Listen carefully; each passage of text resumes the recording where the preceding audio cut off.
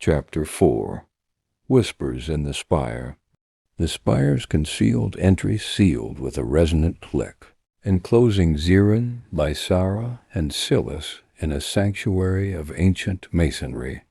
The air carried a cool, earthy aroma, tinged with faint mineral sharpness, mingling with the low, constant hum of ley energy coursing unseen through the walls.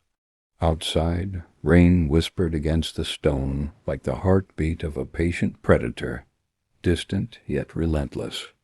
Zirin leaned back against the smooth wall, closing his eyes briefly as the tempest shard's glow dimmed to a muted ember, its vibration no longer frantic but steady, a subtle reminder of how close the chase had come to ending badly. His shoulders loosened, though his mind remained on edge. Lysara stood a few steps away, posture precise, the fall of her dark hair framing a face carved in control. She was scanning every shadow, every seam in the stone, as if the walls themselves might betray them. "We have a reprieve," Silas murmured, breaking the quiet. Their voice was light, almost playful, yet underscored by the sharp awareness of someone who knew how brief such reprieves could be. They traced an intricate symbol into the wall, the gesture fluid, almost like drawing water in midair, and the stone responded, with a flare of azure light that seemed to breathe against their skin. "These barriers shield us," Silas continued, "but the Chronovants are nothing if not patient. Your shard, Zirin, is both the lure and the lantern to their flux." Zirin flexed his fingers, feeling the faint heat of the shard's housing. "So I'm the bait," he said dryly. "Then we need more than a locked door and crossed fingers. What's the next move?" His eyes sought Lysara's, drawn by the quiet authority that radiated from her even in exhaustion. She met his gaze steadily, her voice low and deliberate. "The shroud's integrity wanes with each intrusion," she said, stepping closer until the faint shimmer of her energy brushed against him like a warm current. "We cannot simply hide. We need answers about the shard, the flux, and what the Chronovants truly seek." Her attention flicked to Silas. "Your archives. What do they tell you?" Silas's skin markings glimmered, casting a soft constellation of light against the walls. Shadows shifted, and in them visions formed, splintered bridges across endless voids, glimpses of towering gates older than stars, and a single shape standing guard before them. "The Void Spire," Silas said, "a nexus where ages and power converge. The old stories speak of a protector who wove shards of its core into artifacts. Your Tempest shard may be one. The lore is fractured, but the Chronovants believe breaking the shroud will pull the Void Spire into full view, where they can seize it." Zirin absorbed the words, then gave a wry half-smile. "A protector, ancient gates, artifacts. Sounds like the start of a very bad day." But his gaze drifted back to Lysara, her focus sharp, yet beneath it, something else. A flicker of trust, unspoken but growing. A low vibration rolled through the floor. Crimson light began to seep through the cracks in the chamber, painting the stone in blood-tinged hues. Silas's chant faltered. "They've breached the outer seal.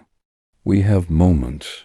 Lysara's whip formed in her hand, its threads of energy humming with restrained violence. "Then we meet them head-on. Zirin with me." The barrier shuddered and split. Figures poured through, armored silhouettes whose weapons shimmered with distortion, each strike bending the air around it. Zirin's blade sang as it met the first blow, sparks scattering like fireflies. The air reeked faintly of scorched metal and wet stone, the clash echoing up into the vaulted dark. Lysara's cords lashed out in controlled arcs, snapping weapons aside and binding limbs before releasing with bone-jarring force. Silas's voice rose into a complex melody, and the very air thickened, rippling into translucent walls of sound that absorbed incoming strikes. Through the chaos, Zirin felt the strange pull again, a synchrony between his movements and Lysara's. She shifted when he did, struck where he left an opening, her presence like a second heartbeat keeping him balanced. A sudden pulse of raw energy split the melee as a tall figure emerged from the breach, their staff crowned with a shifting sphere of light that bent reality around it. "The shard belongs to us," the leader declared, their voice warped by overlapping echoes. They thrust their staff forward, and the air thickened into a slowing field, threatening to drag Zirin's limbs into molasses. Gritting his teeth, he twisted the shard sharply. Light flared from its core, tearing the drag away like a sheet in a windstorm. Lysara closed the distance, her whip cracking once before coiling around the leader's weapon. With a sharp pull, she yanked it free and sent it clattering to the stone. "To the heights," Silas called, already retreating toward the stairwell. "The map chamber, hurry." They climbed, boots striking the steps in a rhythm that matched the pounding in Zirin's ears. The chamber above was unlike anything he had seen. Walls of pure light, shifting and reforming into a living blueprint of Verne. Ley lines ran through it like glowing arteries, converging in a pulsing heart at the city's core. Silas pointed to a faintly glowing mark near the edge of the map, a trace of the Void Spire. "A path, if we dare it. But danger waits at every turn." Lysara stepped close, her hand coming to rest lightly on Zirin's shoulder. It wasn't a command, it was an anchor. "We tread it together," she said, voice steady.